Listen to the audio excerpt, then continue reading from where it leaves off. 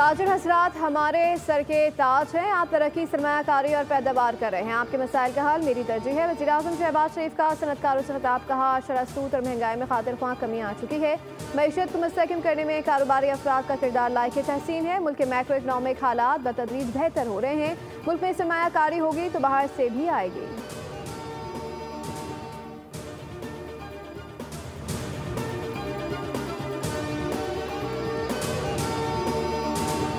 वफाकी वज़रा को कलमदान सौंप दिए गए। तारिक फजल चौधरी वज़ीर पार्लिमानी उमूर, अली परवेज मलिक वज़ीर पेट्रोलियम और Khalid Maksi science and technology के वज़ीर होंगे। औरंगजेब कच्ची, कौमी विरसा और सखावत हनीफ अब्बासी रेलवे के वज़ीर मुकर्रर। मुइन बच्चों आबी वसाइल जुनैद अनवर बहरी उमूर, रजा हयात राज दिफाई पैदावार, सरदार यूसुफ मजहबी उमूर, शिजा फातिमा IT की वज़ीर होंगी। Rana Bashir Iqbal public affairs unit के वज़ीर मुकर्रर किए गए।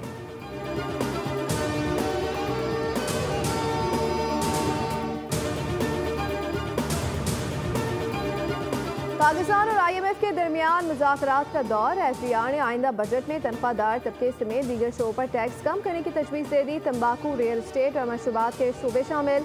हुकाम ने IMF को बताया कि रिटेल समेत मुख्तलिफ शोबों से 250 अरब रुपए टैक्स वसूली का हदफ पूरा करने के लिए ताजिर दोस्त स्कीम और कंप्लाइंस रिस्क मैनेजमेंट समेत इंतजामी इकदाम से टैक्स जमा होगा।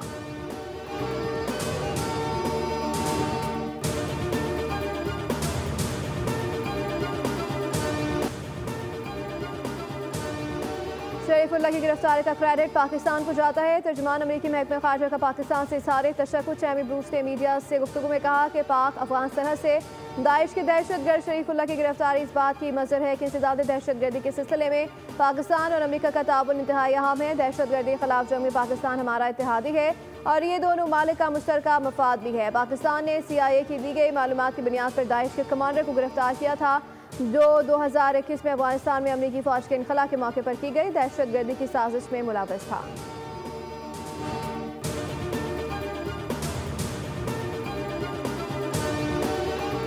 और सदर मुमलिकत ने पार्लियामेंट का मुश्तरका इजलास तलब कर लिया। मजलिस शूरा पार्लियामेंट का मुश्तरका इजलास 8 मार्च को 3 बजे होगा।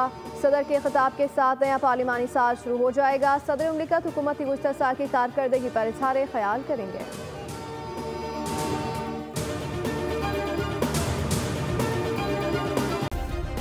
सब्सक्राइब करें और बेल दबाएं ताकि कोई खबर रह न जाए।